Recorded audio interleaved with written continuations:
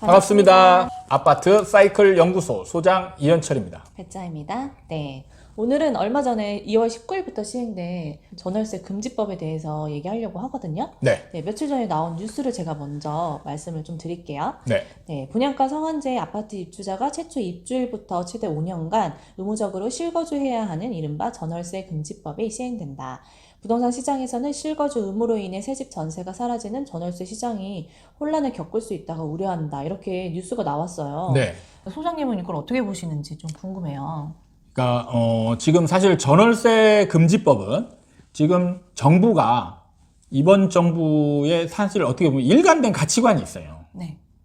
투자는 지양하는 반면 네. 무주택자가 1주택을 가지길 굉장히 이제 권유하는 네. 그러한 이제 가치관을 가지고 있거든요. 네. 그 정책의 일관성에 있는 정책입니다. 이게. 그러니까 실거주자, 무주택자지만 내 집을 사가지고 네. 투자하지 마라 이거죠. 네. 투자하지 말고 실거주해라. 실거주 목적이면 너한테 싸게 주겠다. 이런 이제. 네. 그러니까 혜택도 주면서 어느 정도 이제 다른 그 투자 쪽으로 할 수 있는 그런 울타리를 이렇게 딱 네네. 가둬넣어 버리는 거죠. 네. 근데 이게 이제 문제가 뭐냐. 지금 요즘 이제 논란이 되고 있는 게 이런 전월세 금지법을 네. 시행함으로 인해서 실제로 이제 앞으로 이런 것들이 입주를 할 때 사실 입주 물량이 임대 공급이잖아요. 네네. 전월세 공급의 이제 신규 공급으로 주 역할을 했었는데 그래가지고 이게 입주 물량이 한꺼번에 확 쏟아지면 주변의 전세가를 약간 이제 떨어뜨리는 효과가 있었단 말이에요. 맞아요. 그래서 뭐 이제 어떤 경우는 역전세 난 뭐 이런 얘기도 나오고 이런 상황이 있었는데 이것이 이제 전월세가 안 나온단 말이죠. 이제 네. 모든 이제 뭐 1000세대가 이제 새로 입주를 하더라도 네. 전월세는 제로란 말이에요. 상상이 안 되네요. 네. 전월세가 제로로 나오면 전세 월세 공급이 없으니까 이로 인해서 기존 주변 아파트의 전세가가 더 크게 상승하는 거 아니냐 네네. 이렇게 이제 보고 있는데 네. 이거는 큰 착각입니다. 또 저희가 착각을 했군요. 네. 이게 참 시각을 굉장히 좁힌 거죠. 네. 이거를 시각을 넓혀서 네. 봐야 되는데 굉장히 좁힌 시각을 그냥 자극적으로 내뱉는 거에 불과한 것이라는 거예요. 네네. 뭐냐면 자 실입주자 이 사람은 뭐죠? 지금 무주택자. 무주택자잖아요. 네네. 그럼 무주택자는 이 사람이 지금 기존 집에 다른 집에 살고 있잖아요. 그쵸. 어떤 상태로 살고 있을까요? 무주택자니까 전세는 월세로 살고 그렇죠. 있네요. 네. 그리고 이 사람이 이제 집을 나가요. 이 아파트로 들어가기 위해서 네. 집이 나가면 어떤 상태가 될까요? 기존 임차인은 없어지는 거잖아요. 그쵸. 그리고 이 사람이 살던 집은 다시 전세로 하나 튀어나오는 거죠. 네네. 그러면 플러스 마이너스 해보면 뭐죠?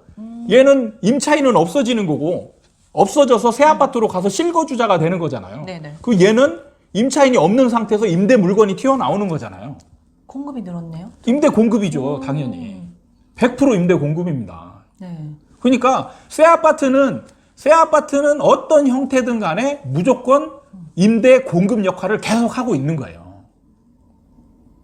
이런 거를 네. 그냥 그 입주 물량만 보고 있으니까 네. 착각을 하는 거죠. 시각이 이게 시장에 어떤 영향을 미치고 어떤 형태로 이렇게 연결고리가 있는지에 대한 파악이 전혀 안 되어 있는 겁니다. 그러게요. 근데 이게 실제로 새 아파트의 임대 물량으로 입주하는 것보다 네. 훨씬 효과가 저는 클 거라고 봅니다. 아, 그래요? 네. 왜냐면, 자, 새 아파트 같은 경우, 반드시 겪었던 현상이 있는데, 그게 뭐냐면, 입주할 때는 전세가가 좀 낮아지는 경향이 있어요. 그 아파트 네. 위주로. 특히 전세가율이라고 하죠. 매매가 대비 전세가 비율이 막 40%대까지 떨어지곤 합니다. 근데 네. 낮은 가격에 전세가 맞춰지기 때문에 네. 이걸로 인해서 주변 전세가가 이제 일시적으로 좀 떨어지는 현상이 벌어지죠. 네. 근데 문제는 2년 뒤에 문제가 생겨요. 2년 뒤에. 네네. 2년 뒤에 무슨 현상이 생기냐면 이 새 아파트의 전세가가 급등을 해요. 네네. 이게 그 뭐 아파트별로 일어나는 현상이 아니고 모든 아파트에 동일한 현상인 겁니다. 이게 이제 제가 이론적으로 이게 이제 설명을 해드렸던 게 이게 그 낮은 전세가율, 주변 아파트 전세가율보다 낮은 전세가율로 들어가잖아요. 네. 그러면 이제 2년 뒤에는 정상적인 상황이 되는 네. 거잖아요. 정상적인 상황이 되면 주변 전세가율에 맞춘 전세가가 형성이 되는 거예요. 그러면은 그거를 임대인도 그걸 바라고 네. 임차인도 문제는 떨어지길 바라는 임차인도 그걸 어느 정도 용인한다는 얘기예요. 절대적인 가격은 올랐지만 전세가율은 그 동네에 맞는 거니까. 그렇죠. 네. 그래서 전세가율을 맞추다 보면 새 아파트 위주로 가격이 더 많이 오르잖아요. 네네. 그럼 오른 가격에 맞게 전세가율이 정상화되면 전세가가 급등하는 상황이 벌어지는 거죠. 네네. 그러니까 그걸 모르는 사람들은 그냥 뭐 전세가가 급등하네 막 이런 얘기를 하는데 네. 사실은 이게 그냥 자연스러운 필연적인 효과거든요. 네네. 그게 이제 모든 아파트별로 2년 뒤에 거의 필연적으로 나타났던 결과예요. 근데 이게 문제는 전세가를 상승시키는 효과로 작용을 한다는 얘기죠. 네네. 입주할 때는 잠깐 낮아졌다가 네. 오히려 입주하고 안정이 될 때 갑자기 전세가가 급등하는 상황이 벌어지는 거죠. 맞아요. 근데 지금 입주 아파트의 전세 물량이 제로잖아요. 네. 그리고 이제 주변에 전세 물량이 쏟아져 나오는 거죠. 주변 아파트에. 이쪽으로 입주할 그렇죠. 사람들이. 네. 이제. 그리고 이게 여기에서 만약에 전세가가 좀 떨어지잖아요. 근데 2년 뒤에 상승할 요인은 없는 거죠. 그러네요. 이해가 됐어요. 네. 새 아파트가 전세가로 낮아지면 새 아파트는 가격이 뛰거든요. 네네. 얘가 올라가면서 주변 전세가를 또 올리는 효과가 있었는데 네. 지금은 앞으로 벌어질 일은 얘가 입주 물량은 이제 전세 물량이 제로예요. 전세에 미치는 영향이 거의 없단 말이에요. 네. 계속 실거주자가 5년 동안 살아야 되잖아요. 네네네. 그럼 여기는 전세 물량이 쏟아져 나오진 않습니다. 그렇네요. 네. 그리고 주변에 있는 전세 물량들은 낮게 어느 정도 물건이 한꺼번에 쏟아져 나오면서 전세가가 좀 떨어지고 그리고 2년 뒤에도 오를 요인이 없다는 거죠. 끌어주는 게 없는 네. 거네요. 네. 그렇기 때문에 네. 오히려 전세가를 더 안정시키는 효과를 내올 수 있다는 거예요.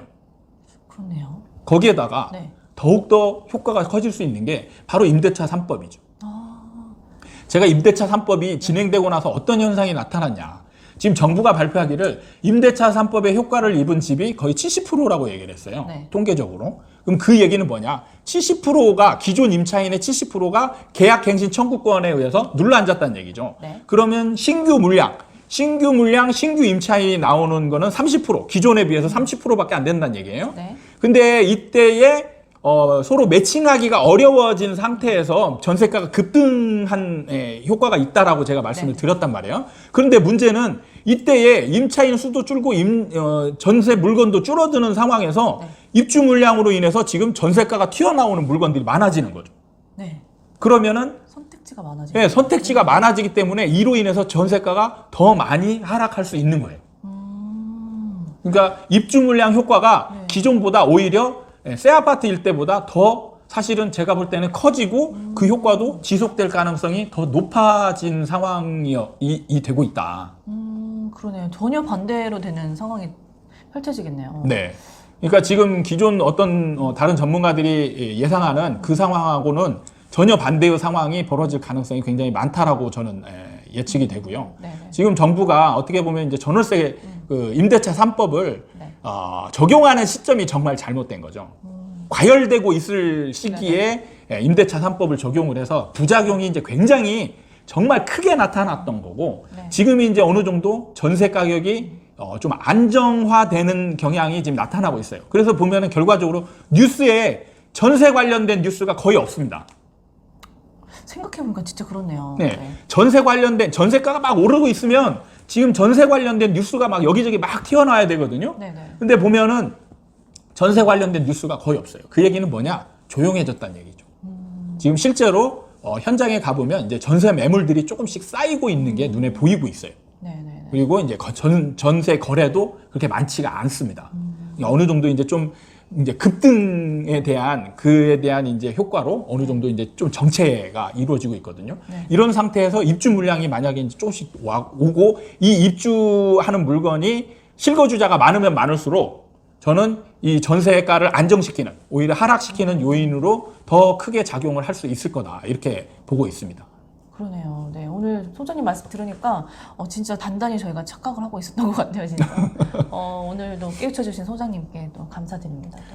네, 이게 그 파악을 시장 분석을 하려면 제일 주의해야 될 게 어느 단 한 가지 요인만 가지고 그것만 굉장히 좁은 시각으로 보면 절대 안 됩니다. 이 집이라는 거는 연결되어 있잖아요. 우리가 이사 갈 때도 똑같아요.